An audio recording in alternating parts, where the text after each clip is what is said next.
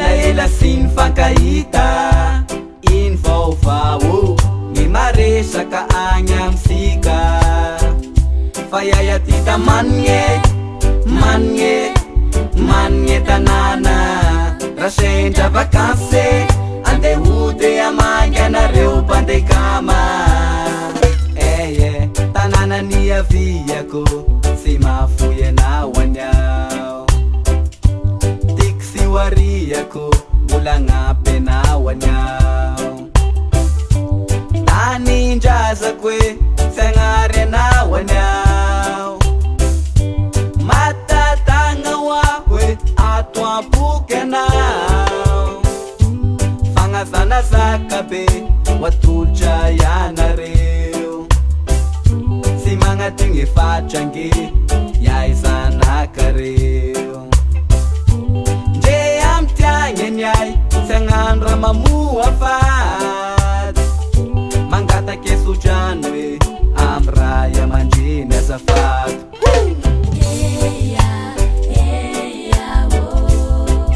akory aby sikaniagny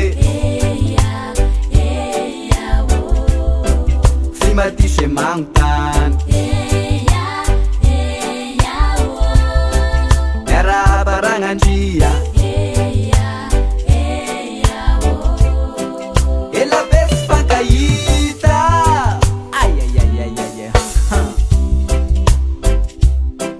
Nelson yeah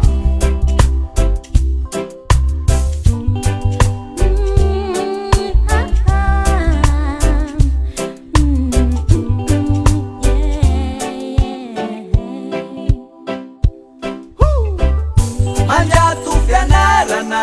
mitady zay masoa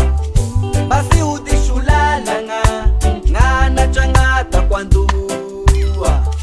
fia mitategna ro iaho e atia tany lavitra ty